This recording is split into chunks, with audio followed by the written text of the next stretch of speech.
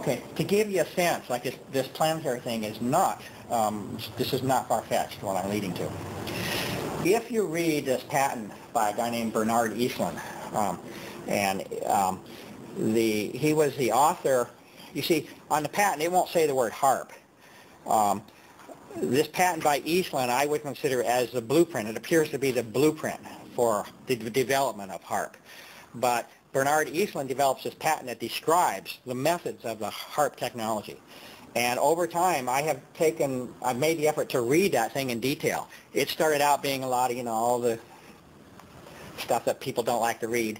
But I took the time to do it over the years, and the more I read that thing, the more fascinating it became, because that patent, in many ways, captured the very essence of these things that I'm talking about to you. Four out of it, even 5, even this one, 5 of these things, maybe even 6, are actually embodied within that patent if you start to read this thing. Well, here's one that really sort of caught my attention, and there's many of them. This is one example. And the point here was, is it possible that we could be dealing with planetary effects? Okay, he mentioned this thing called a heave weapon, H-E-A-V-E, okay? And I said, what the heck is a heave weapon?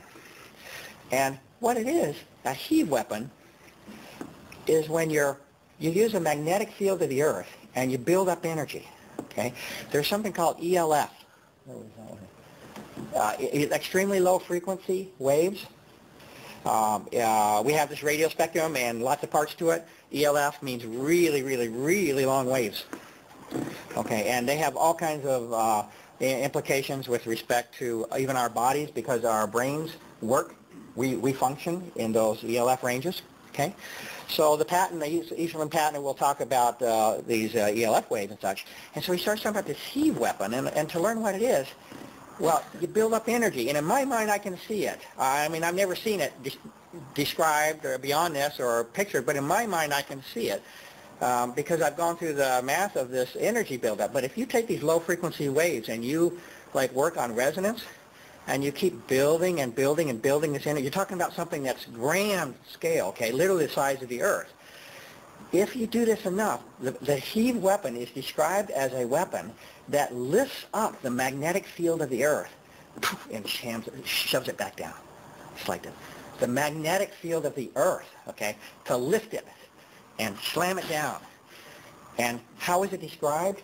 It's described as a weapon that has all the power, literally, I mean like numerically, all the power of an atomic weapon, but no bomb. Okay? This is the level of which things are described at, okay? And on my side, I did work to figure out this energy. Is it actually possible to do this? And you'll see the work, but this is where this came from. That yes, it looks like it's actually possible. Now, obviously, Eastland, he had something figured out, but I had to go on the backside and try to say, well, with what I'm dealing here, does it make sense and all that?